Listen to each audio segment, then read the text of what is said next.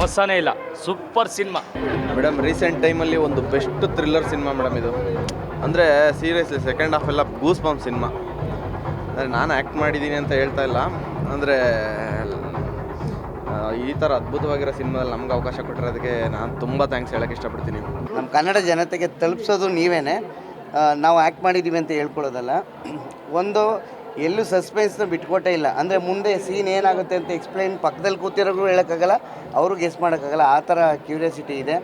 RR movie ನಿಜವಾಗ್ಲೂ ನೋಡಿ. ಕನ್ನಡ ಜನತೆಗೆ ಇಷ್ಟೇ ಹೇಳೋದು, ಪೈರಸಿ ವಿಡಿಯೋ ಸಿಗುತ್ತೆ ಅಂತ ಮನೇಲೇ ಕೂತ್ಕೊಂಡು ನೋಡಬೇಡಿ.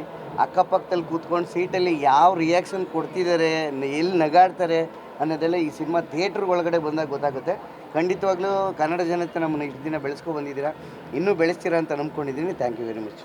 ಏನು ಸಸ್ಪೆನ್ಸು ಅನ್ನೋದು ನೀವು ಥಿಯೇಟ್ರಿಗೆ ಬಂದು ನೋಡಬೇಕು. ಯಾಕಂದರೆ ಕೆಲವು ಸತಿ ನಾವು ಅಂದ್ಕೊತೀವಿ ಇದನ್ನು ಯಾವ ರೀತಿ ರೆಸಾಲ್ವ್ ಮಾಡೋದಂತ. ರಾಜ್ ಬಿ ಶೆಟ್ರು ಪಾತ್ರನೇ ಹಾಕದೆ, ನಮ್ಮ ಶೆಟ್ರು ಪ್ರಮೋದ್ ಶೆಟ್ರು ಯಾವಾಗಲೂ ಬಟ್ಟೆ ಹಾಕ್ಕೊಂಡು ಪೊಲೀಸ್ ಆ್ಯಕ್ಟಿಂಗ್ ಮಾಡ್ತಿದ್ರು. ರಾಜ್ ಬಿ ಶೆಟ್ರು ಅದ್ರ ನೆಕ್ಸ್ಟ್ ಲೆವೆಲ್ಗೆ ಮಾಡಿದ್ದಾರೆ.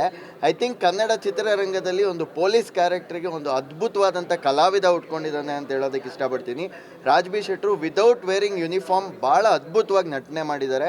ಆ್ಯಂಡ್ ಈ ರಕ್ಕಸಪುರ ದೊಳ್ ಅನ್ನುವಂಥ ಟೈಟಲ್ ನೋಡಿದ್ರೆ ಸಿಕ್ಕಾಪಟ್ಟೆ ಎಕ್ಸೈಟ್ಮೆಂಟ್ ಇರುತ್ತೆ. ಆ್ಯಕ್ಚುಲಿ ನಾನು ಪ್ರತಿದಿನ ಫಿಲಮ್ ಫೆಸ್ಟಿವಲ್ಗೆ ಹೋಗ್ತಿದ್ದೆ. ಇವತ್ತು ಫಸ್ಟ್ ಟೈಮ್ ಫಿಲಮ್ ನೋಡೋದಕ್ಕೆ ಡೈರೆಕ್ಟಾಗಿ ಇಲ್ಲಿ ಬಂದಿದ್ದೀನಿ ಅಂತಂದರೆ ಆ ಒಂದು ರಾಜ್ ಶೆಟ್ರ ಪಾತ್ರ ಯಾವತ್ತೂ ವಿಭಿನ್ನವಾಗಿರುತ್ತೆ ಅಂತ. ಆ ಚಿಕ್ಕ ಮಗು ಭಾಳ ಅದ್ಭುತವಾಗಿ ನಟನೆ ಮಾಡಿದೆ. ಮತ್ತು ಒಂದು ಕ್ಯಾರೆಕ್ಟ್ರು ಹುಚ್ಚಿನ ಕ್ಯಾರೆಕ್ಟರ್ ಇದೆ, ಅದಂತೂ ನೆಕ್ಸ್ಟ್ ಲೆವೆಲ್ ಕಣ್ರಿ, ಭಾಳ ಅದ್ಭುತವಾಗಿದೆ. ಈ ಥರ ಸಿನಿಮಾ ಕನ್ನಡ ಇಂಡಸ್ಟ್ರಿಯಲ್ಲಿ ಬಂದಿಲ್ಲ. This is a first time, something different ಆಗಿದೆ.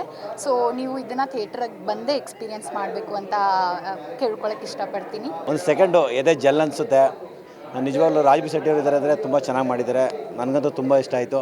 ಒಂದು ಸೀನ್ ಕೂಡ ಎಲ್ಲೂ ಬೋರ್ ಅನ್ಸಲ್ಲ. ಫಸ್ಟಿಂದ ಲಾಸ್ಟ್ವರೆಗೂ ಏನಾಗುತ್ತೆ ಅನ್ನೋದು ಕ್ಯೂರಿಯಾಸಿಟಿ ಹುಟ್ಟುತ್ತೆ. ಸಿನಿಮಾನ ನಾನು 3ನೇ ಸತಿ ನೋಡ್ತಿರೋದು. ನಾನು ಪ್ರೀಮಿಯರ್ಗೂ ಬಂದಿದ್ದೆ, ಮೈಸೂರು ಪ್ರೀಮಿಯರ್ಗೂ, ಹಾಗೂ ನೆನ್ನೆ ಪ್ರೀಮಿಯರ್ ಶೋಗೂ ಕೂಡ ಬಂದಿದ್ದೆ. ನಮ್ಗಳಿಗೆ ಜನಗಳು ಹೆಂಗೆ ರಿಯಾಕ್ಷನ್ ಇರುತ್ತೆ ಅಂತ ನೋಡಬೇಕಿತ್ತು. ಆ್ಯಂಡ್ ತುಂಬ ಖುಷಿಯಾಗಿದೆ. ನನಗಂತೂ ಹೇಳೋಕ್ಕೆ ಆಗ್ತಾಯಿಲ್ಲ. ಪ್ರತಿಯೊಂದು ವಿಷಿಲು, ಪ್ರತಿಯೊಂದು ಅವ್ರು ಕಿರ್ಚೋದನ್ನೂ ನಮಗೆ ಪ್ರೋತ್ಸಾಹ ಕೊಡ್ತಾ ಇದೆ. ಇನ್ನೂ ಒಳ್ಳೊಳ್ಳೆ ಪಾತ್ರಗಳು ಮಾಡಬೇಕು, ಇನ್ನೂ ಚೆನ್ನಾಗಿ ಇನ್ನೂ ಏನಾದರೂ ಮಾಡಬೇಕು ಅನ್ನೋ ಥರ ನಮಗೆ ಪ್ರೋತ್ಸಾಹ ಕೊಡ್ತಾ ಇದೆ. ನಾನು ರಾಜ್ ಬಿ ಶೆಟ್ಟಿಗೆ ಏನು ಎಕ್ಸ್ಪೆಕ್ಟ್ ಮಾಡಿದ್ದೆ, ಅವ್ರ ಸಿನಿಮಾ ನೋಡಿದ್ರೆ ಯಾವ ರೇಂಜಲ್ಲಿ ಇರ್ಬೋದು ಅಂತ ನಾನು ಅಂದ್ಕೊಂಡಿದ್ದೆ. ಆ ರೇಂಜ್ ನನಗೆ ತೃಪ್ತಿಯಾಗಿದೆ. ಸಿನಿಮಾ ಸಖತ್ತಾಗಿ ಮಾಡಿದರೆ, ಕಡಿಮೆ ಬಜೆಟ್ ಅಂದರೆ ಅವರು ಕಾಸ್ಟ್ಲಿ ಆಗೋದಿಲ್ಲ, ನಮಗೂ ಕಾಸ್ಟ್ಲಿ ಮಾಡೋದಿಲ್ಲ ಇವತ್ತು ದುನಿಯಾದಲ್ಲಿ, GST ದುನಿಯಾದಲ್ಲಿ. ಸೊ ಹಂಗಾಗಿ ಸಿನಿಮಾದಲ್ಲಿ ಏನಂದರೆ ಈಗ ಮೈಂಡು ನಮ್ಗೆ ಒಂಥರ ಸ್ಟ್ರಕ್ ಆಗಿರುತ್ತೆ. ಆ ಸ್ಟ್ರಕ್ಕು ಇಲ್ಲಿ ಬಂದರೆ ರಿಪೇರ್ ಆಗುತ್ತೆ ಅಂತ ಹೇಳ್ಬೋದು. ಯಾಕಂದರೆ ಸಿನಿಮಾ ನೋಡ್ತಾ ಇದ್ರೆ ಊಹೆ ಮಾಡೋಕ್ಕಾಗಲ್ಲ ಏನಾಗುತ್ತೆ. ನಾವು ಊಹೆ ಏನೋ ಒಂದು ಮಾಡಿರ್ತೀವಿ, ಮೋಸ್ಟ್ಲಿ ಇದಾಗ್ಬೋದಾ ಅಂತೇಳಿ, ಅದಾಗೋದಿಲ್ಲ. ಅದಕ್ಕೆ ಹತ್ತರಷ್ಟು ಡಿಫ್ರೆಂಟಾಗಿ ಏನೋ ಒಂದು ಕೊಟ್ಟಿದ್ದಾರೆ. ಸಸ್ಪೆನ್ಸು, ಥ್ರಿಲ್ಲರು, ಆಮೇಲೆ ಎಂಟರ್ಟೈನ್ಮೆಂಟು, ಫ್ಯಾಮಿಲಿ ಬಂದು ಎಂಜಾಯ್ ಮಾಡ್ಬೋದು ಥಿಯೇಟ್ರಲ್ಲಿ ಅಂಥ ಸಿನಿಮಾ ಇದು. ಮಲಯಾಳಂ ಮೂವಿ ನೋಡ್ತಾ ಇದ್ದೇವೆ, ಥ್ರಿಲ್ಲರ್ ಮೂವಿ. ಆದರೆ ಕನ್ನಡದಲ್ಲಿ ಈ ಥರ ಬರ್ತದೆ ಅಂದರೆ ಮತ್ತು ಮಂಗಳೂರು ಸ್ಟೈಲ್ ಚೆನ್ನಾಗಿದೆ.